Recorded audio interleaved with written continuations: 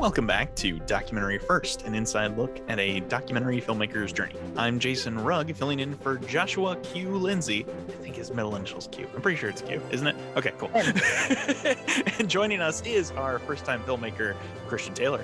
Hey, how are you? Good. No, you're not a first-time filmmaker anymore. You're a documentary filmmaker. I still have the old version written on my sheet. Okay. You know, the thing is, I am still going through a first-time filmmaker's experiences, so I do think that it still fits.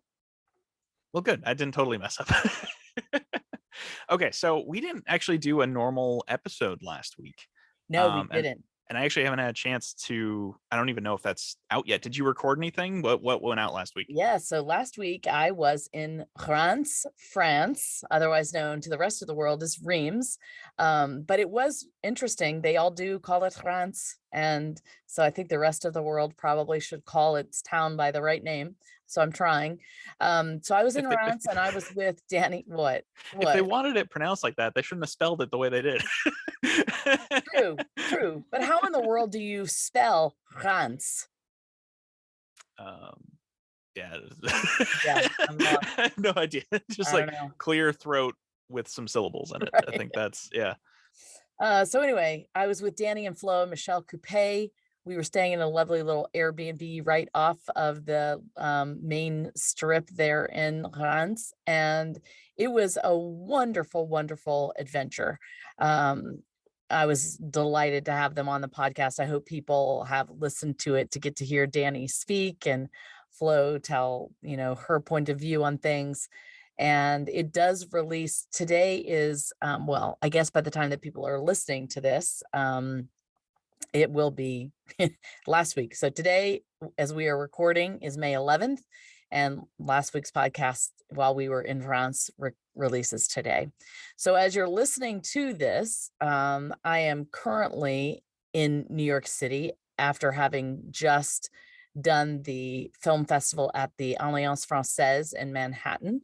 So just to kind of catch everybody up to speed, I left, I guess, Chicago last Thursday, flew to Reims and, met with Flo, Michelle, and Danny, and we toured the town.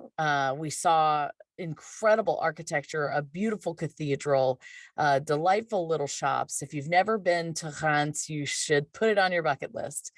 And then we attended the film festival for the Red Movie Awards. This is a young film festival. It was started by some young French filmmakers who were utterly delightful, super creative. They wanted to make this very special for all the filmmakers. So they rented out a lovely venue called the Solomon Theater. I think that's how you pronounce it. And they basically, from the early morning, they screened a bunch of films. The first film was Climb by Neil Myers, a fantastic documentary, super emotional, about a high sport, highly trained triathlete, but he is the cyclist in the triathlon. And he ended up having a terrible accident. And the film is about his climb back up to recovery. So it's just a phenomenal film. Highly recommend everybody watch it. They were nominated for Best Doc as well as Best Editing and Best Score, just like us. So some stiff competition there. They stayed to watch our film. They felt the same way. It was just, it was nice to have us both in the festival together. He is also a first-time filmmaker. So we had a lot of things like that in common. He's older, like 61. He's even older than I am. So that was cool. We watched those films, and then Denis Vandenbrink and Helen Patton joined us as well for the festival. So we then went out to lunch to a beautiful restaurant there, and then got all dolled up for the awards that were that night. And it was again in this beautiful venue. Everybody was drenched in champagne, which, if you don't know, Reims is the capital of Champagne. And so it was flowing freely that night. And then from there, we just waited to see how we did. We did not win Best Editing. Climb won Best Editing. And we did not win Best Score. I don't know who won that one, but we did win Best Documentary. So that was awesome. Wow. Congrats. I had to act a little bit surprised, but I already knew because you tweeted about it. So, just a peek behind the curtain. Yeah, thank you, Jason, for the softball. It was such a special experience because these were young French people, and they were so touched by the story. And then, to give it honor, was really meaningful because I really made it as a love letter to the French people to thank them for everything that they've taught me. But I had been told that a lot of younger French people didn't really know the story of Normandy much more than the Americans did. And so I was very thankful that they responded to it like they did. The biggest joy that I had was giving that experience to Danny and Flo, to Michelle Coupé, to Denis Vandenbrink and Helen Patton, who had not been with me at a film festival before and hadn't experienced a victory like that. Danny carried around my trophy like a baby for the rest of the evening. In fact, I almost didn't get it home. So I think I'm gonna have to buy her own trophy with her own name on it. You So it was definitely very should. special. They were completely touched, and I loved giving them that experience. Well, awesome. Yeah, and I was super proud of the festival people because it was the first in-person festival that they had done, and they really went all out. They got bags with, there was not really much in there other than like a button and a map, but they had little red film award bags, and uh, the screening was free, which I thought was a great idea, and then they charged for the event the night before. They made it super special because they had everybody dress up and, like fancy clothes, and they had people there to take pictures. They did spend a good bit of money on the actual awards. They look like little red Oscar men holding a movie camera, so that was cool. And they made it a very special night for everybody. And for a young film festival, I was very impressed with that, particularly in French. They got no support from the government or from, people donating money, or so I think they did it all with their own money that they pulled together, as well as people that, paid entrance fees for the festival. So it was a great experience. Yeah, and then Denis Vandenbrink happens to be a press agent for several sailors that sail around the world. And so he asked me afterwards if he could write a press release and send it out to all of his press contacts, which he Oh, did. And wow. it was picked up by a few French newspapers. So that was exciting. More people got to hear about it. And yeah, so that's just been really great. A lot more people have been hearing about the film, particularly in France, and that made me super happy. That's incredible.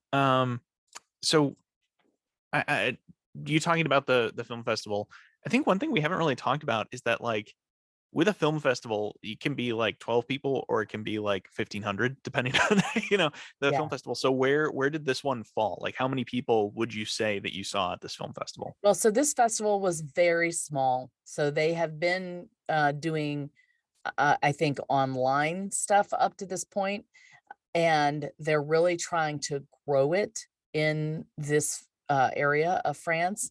Reims is a very artistic community, and you could tell that people were supporting it. They got the mayor there and gave the mayor an award Oh, because wow. he's really been behind the festival. Uh, and that's why they made it free, was because people had never heard of this film festival before. And so they just opened it to the public. Now, I was only there from when it opened at 9 a.m. until our Q&A was done at 12:30. And I would say there were probably 45 people, 50 people that were there for the actual screening. There were a lot more films after mine. And then for the awards ceremony, I would say there was at least 150 people there. So this was a very small one in terms of size. But it doesn't really matter if people are engaged and very active. The Q&A was one of the best I've had. They asked great questions. It was so I have found the smaller film festivals are super rewarding. The networking is better. The interaction with the festival directors are better. uh, I learned there that they are all filmmakers, and it's possible they may be able to help us on our shoot with the Carenton project. You know, Oh wow. so it was like I was talking to my people, and I was like, "Hey, do you guys know any rental houses here? Do you, we're looking for a sound guy. Do you know anybody that does sound mixing on location?" And so that was kind of cool to be networking like that in a different country. So yeah. Yeah, that's awesome. I really cannot like I cannot under or I guess I don't even know what I'm trying to say. Networking at film festivals is awesome. I've only been to a couple, and one was like, my school when I was in college hosted a film festival, and it was like, just some people from the community who just love films came out and watched what students, undergrads had made. And then the Geneva Film Festival right here in Geneva, Illinois, which it sounds a lot cooler because you're like, oh, the Geneva Film Festival, it's in No, no, it's like it's like this little place downtown. Have you ever been to the Geneva Film Festival, No, Christian? no. Okay, so I'm not even sure if they're still doing it, but it was this tiny little festival that just some people who loved film in the Geneva community started, and like I got to meet a director who'd made $1 million indie film, that sort of thing. And this was pre-pandemic. I Yeah. was either right out of college, and it's like you just get to know people who are like, yeah, I grew up here and now I live in LA, but I'm doing this. And it's if you can find like the little film festivals where the filmmakers are going, Yeah. you can just there were maybe 50 people total at the Yeah. Geneva Film Festival. And so you can just meet. If you're not actually a director yet, you just want to get to know people, you want to start working, go to film festivals and meet the indie people in your area. Absolutely. I mean, Yeah. Sundance is great to go to see celebrities or to, see films that are coming out, but and you do have networking there. You do, but it Yeah. is a lot more hit or miss. And so that's why I really have enjoyed these smaller festivals. And one thing about those bigger ones is that people are more on guard against, Yeah. oh, you're just trying to get to me to get to my network. Yeah. Like that's something that people are more aware of. Like there's a great conference if you want to get into entertainment on the business side, like authoring documents, that sort of thing. There's this great conference. You have to be in college to attend it. It's called Future Now. I'm actually really good friends with the founder and help her with everything she's doing out there whenever I can. Um, and it's just like you get to meet people at these smaller conferences who are like, I'm here to help people. I'm here to get to know people. I'm here to, that's what networking really is like getting to know the people on your level and maybe a little bit above, but you can't just go like, oh, I just Mr. Spielberg. You have to find the people who are like on your level or right there. And yeah, so that's really cool. It's I love hearing that happens even on the other side of the world. Yeah, it That does. it And same culture. one thing that I have learned in all of my years of networking is when I first started out, there were a lot of actors that I was networking with. And really, their mindset was only, I want a job. I want a job. I want to meet a producer. I want to meet a director. I want to give them my resume. I want to give them my headshot. And I watched this, and I also was able to see, I knew directors, I knew producers. And so I was able to see their reactions on the other side. And they were always so uncomfortable with actors doing that because they would just go home and throw their resume or throw their headshots in the trash because they didn't have a project that they were even working on at the moment. And, the actors come across are as very needy and desperate.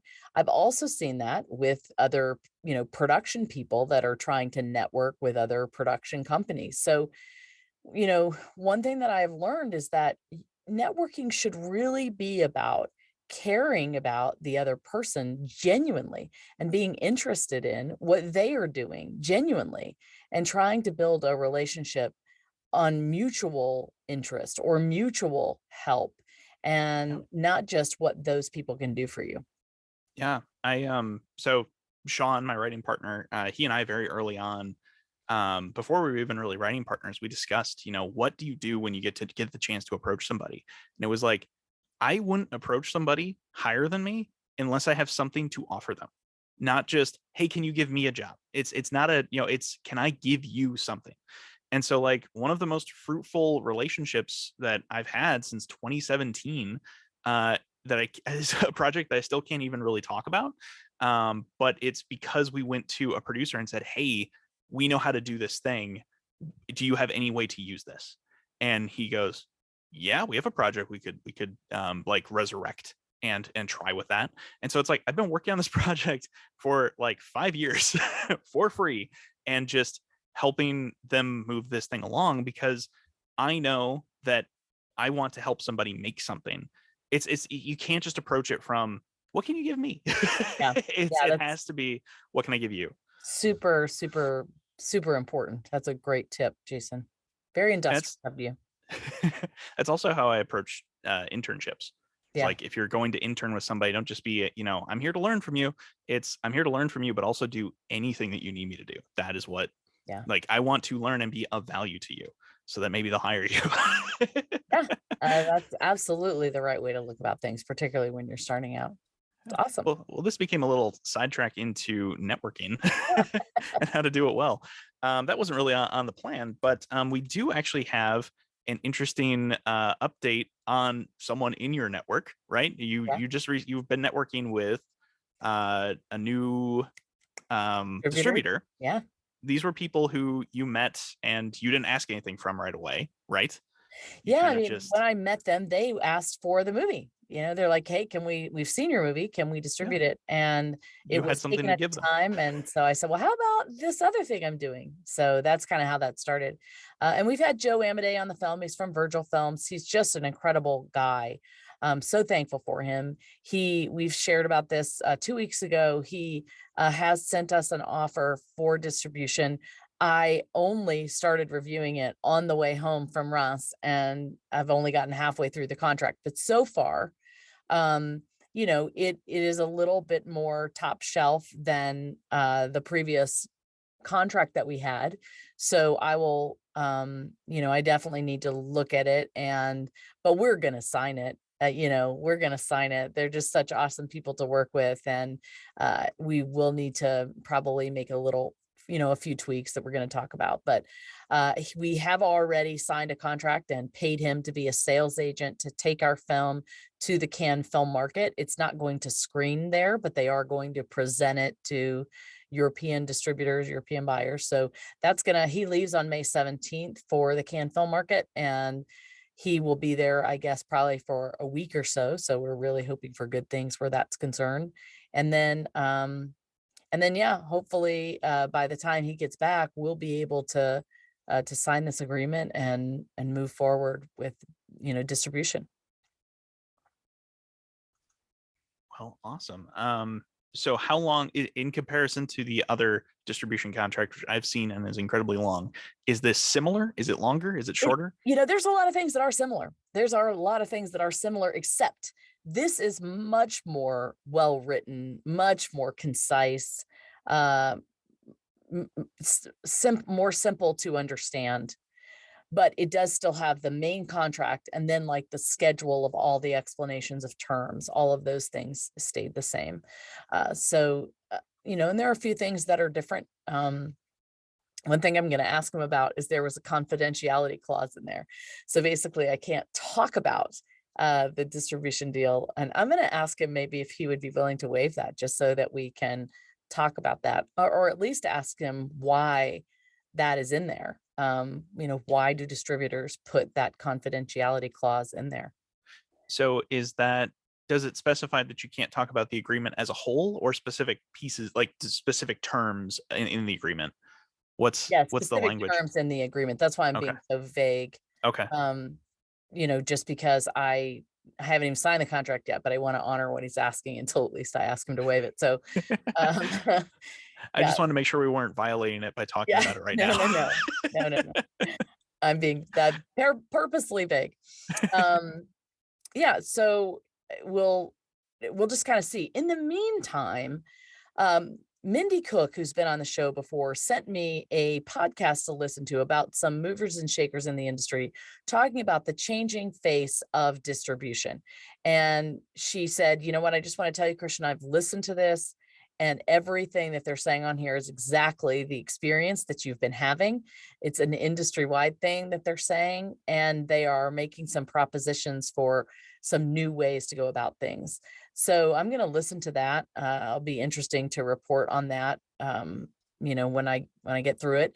And there's another conference that I just saw online that came out about the same thing and what exactly is happening right now. So this is a huge hot topic of conversation about, distribution for independent films and how it's never, ever, ever been this hard for an independent filmmaker to get their film distributed. So I'm looking forward to listening to those. Can you send me that podcast? Yes, I'll be glad. I'll send you that podcast. And you know what? Maybe we'll link that. We'll link Yeah. that in our show notes so that Awesome. other people can watch that as well or listen to it. She did say you don't need to watch it. You can put it on the background, do some chores. She realized halfway through, I don't need to sit here and watch this. I can listen. So we'll link that in the show notes. And then in the meantime, we've been trying to get the word out about the film being on our website for streaming and for DVD buying. And we have made some sales. So I think we've made $87 in sales on Gumroad from rentals or purchases. So it's nothing to shake a stick at. Gumroad takes 9% and then they send us the rest at the end of the week, I guess. And then we have sold a few DVDs as well. So that feels good that at least it's kind of going back into our pockets, and we'll have to see. I don't think that Joe will be able to distribute our film until like August or September. So we'll probably keep it here for a few more months and, we'll go from there.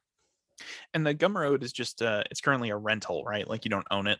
You can buy it, but okay. You do have to have a Gumroad subscription. So it's kind of like Netflix in that, or not Netflix, like Amazon. So okay. So like you have a Gumroad account and then you buy it and it's in your Gumroad account. Yeah. Okay. Cool. Well, cool. That's how that works. Let's see. Did you want to talk about? I think you said you're going to something with Airbus.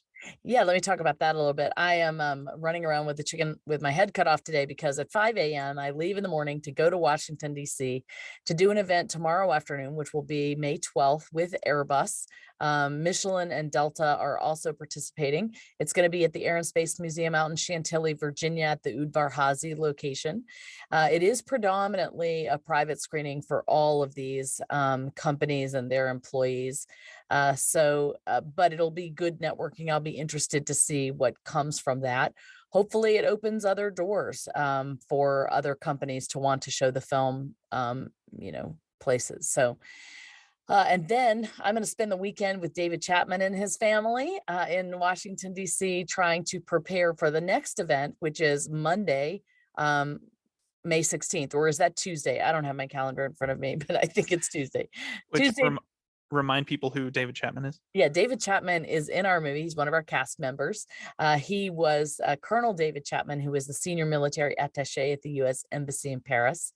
And he's been a huge part of our film community. And when he got out of the military and out of the embassy's office, he joined Michelin as he's in charge of all of the military sales for Michelin. So and he's just been a champion of the film. He kind of goes around and is in the Q&As with me. And so that's been pretty great. I was telling somebody today, they're going to ask us at all these events, they always do, how David Chapman and I met. So I'm going to tell that story real quick since we're talking about David Chapman. In 2017, my son Josh was asked to sophomore homecoming, by a girl named Alex. And their parents invited us over beforehand to take pictures. And I had just returned back from a pre-production trip in France on The Girl Who Wore Freedom. And I was explaining to the parents that I had just gotten back and, was telling them that I was looking at making a movie over there. And the dad says, maybe my best friend might be helpful to you. And I was like, really? Why? He's like, well, he's the senior military attaché at the U.S. Embassy in Paris. I was like, yeah, he probably would be very helpful. No, we already have one of those. And, as it turns out, his office was the exact office that was in charge of the D-Day ceremonies in Normandy. Wow. So I sent him the trailer, and he tells the story that after he saw it, he was just all in. He said people asked him to support stuff all the time, and the answer is usually always no. But when he saw that trailer, it was a different story, and that's been the case. He greased the skids for us in Normandy in so many different ways with the military. He then, you know, jumped on D-Day, and we were able to film him, and he interviewed one of our veterans, so he's in the film, but we've also interviewed him in his official capacity as this military official. And yeah, so he's just been a champion. He's been right there with me all along. In his job interview, Jason, he told the people, you're a French American company. You really should watch this film. This is before he even had a job there. And then he finally got hired, and the woman came back to him that interviewed him and said, I was really interested in that film that you were talking about in your interview. Can we watch it? Maybe it would be something we'd want to share at Michelin. And of course, that's exactly what happened. And they ended up bringing us to Michelin to do a special screening for their veterans group. And then we did a whole screening on March 13th, 2020, the day before the world shut down. That was our last screening before the pandemic. And all of that was because my son went to homecoming with Alex. Isn't that a great story? That's incredible. Yeah. Wow. That just it's all tied together. It's the story of this film. I mean, I just can't say enough. I think the power of prayer has taken us further than just about anything else. So David Chapman will be there. I'll be staying with he and his family over the weekend. And then Monday we fly to New York City, and I meet Virginie Durr and a whole bunch of the Delta people. And Danny and Flo, Air France is flying them over to New York. So by the time that you are listening to this, Danny and Flo are already in New York, and they have asked me to take you to Statue of Liberty and Ellis Island and Central Park. So as you're listening to this next Wednesday, that's probably what we're doing. But before that, on Monday, we have this big screening at the French Institute, and it'll be all sorts of people from Michelin to Delta to Best Defense Foundation to French, American Francophones. And we hope to touch a lot of lives there. And as soon as all of that New York business is over with, we come back to Chicago for a week to regroup before we head to Georgia. And we're going to be screening at the National Infantry Museum at Fort Benning on May 25th. Super excited about that, and to take Danny and Flo to a real Army base in the United States. And then we are going to be doing a veteran dinner with 30 World War II veterans on the 31st, who on the 1st, we are then taking them over to Normandy, and that will start that whole extravaganza. So that's what's coming up. Well, awesome.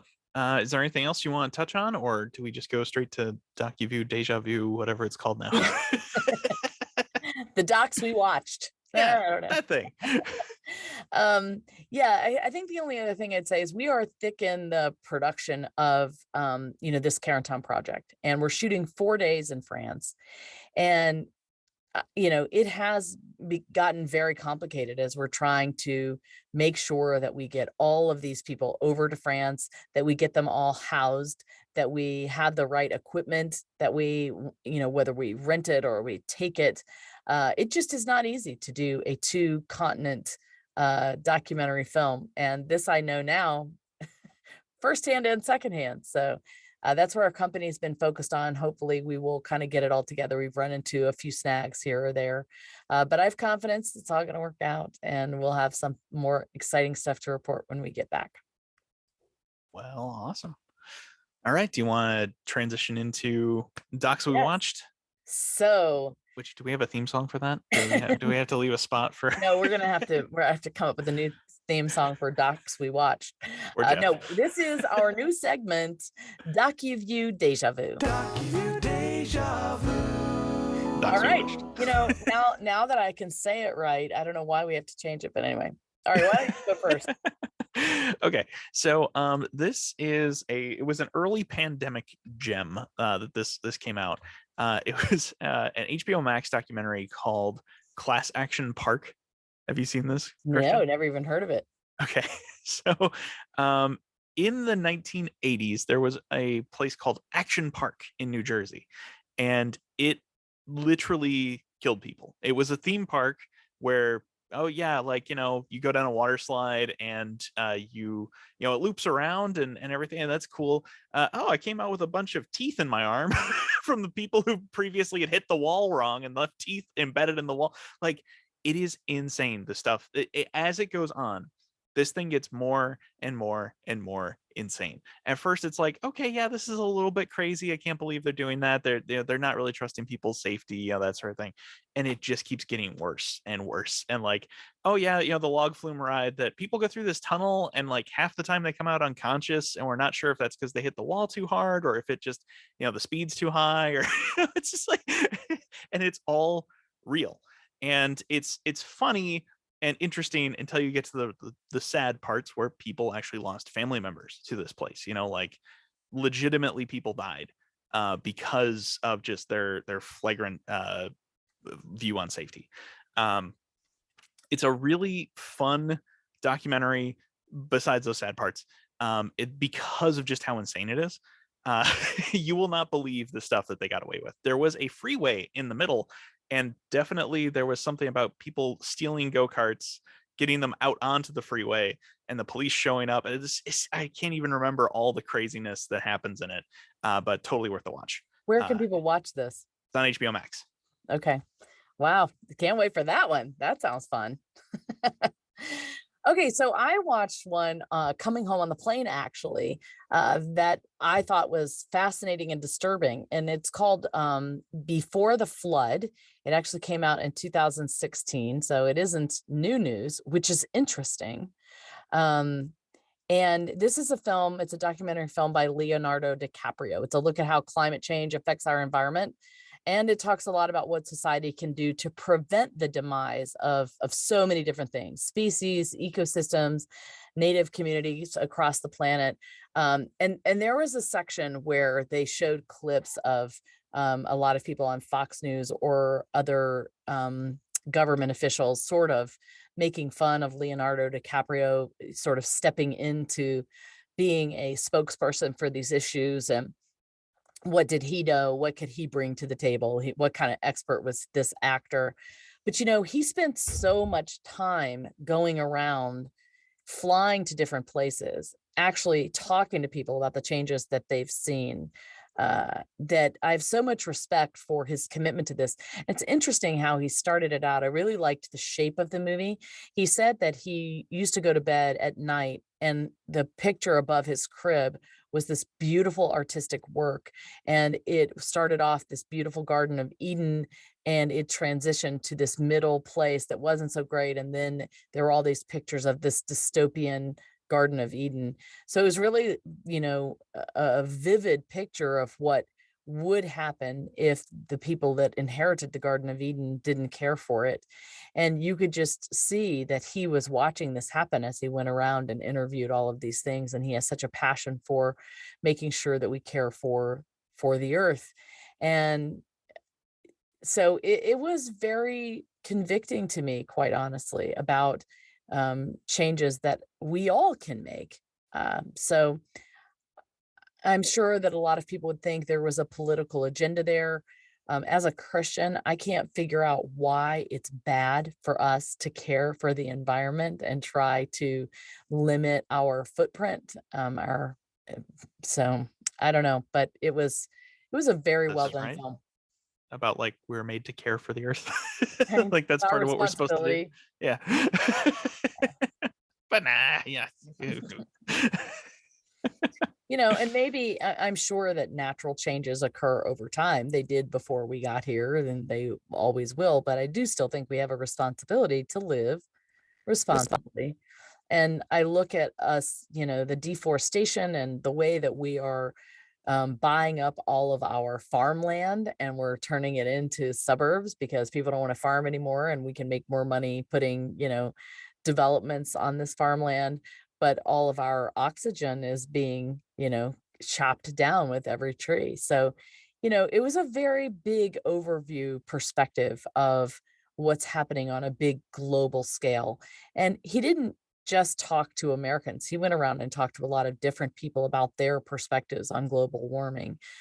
So I found it fascinating, really. And I really feel like it's even more urgent now to listen to what he was saying than it was in 2016. So there you go. Well, cool. It's just weird to think that 2016 is 6 years ago. That's like, wow. I'm like, oh yeah, this didn't come out that long ago. It's like, Yeah, oh wow. it's because we've missed 2 years of our lives. Yeah. The pandemic doesn't feel like time. It's all Great. confusing. Well, all right. Do we have anything else we need to touch on before we wrap up? No, I just want to say thank you to our Patreon subscribers. You guys are our backbone, and we really appreciate you. If you haven't been a Patreon subscriber, please join us. We can use every bit of help we can get, and we are starting to put up some really unique content that I think you will enjoy. So thank you very much. You guys can rent the movie or buy the movie on our website, thegirlywarfreedom.com, through Gumroad, or buy a DVD and send it to your grandparents if they still have a DVD player. So that's it for now. All right. And be sure to rate the show everywhere that you listen to podcasts. That's a great note. That would be really helpful. Well, all right. Thank you for listening to Documentary First, where we believe everyone has a story to tell and you can be the one to tell it. Yes, you can. Bye, everybody.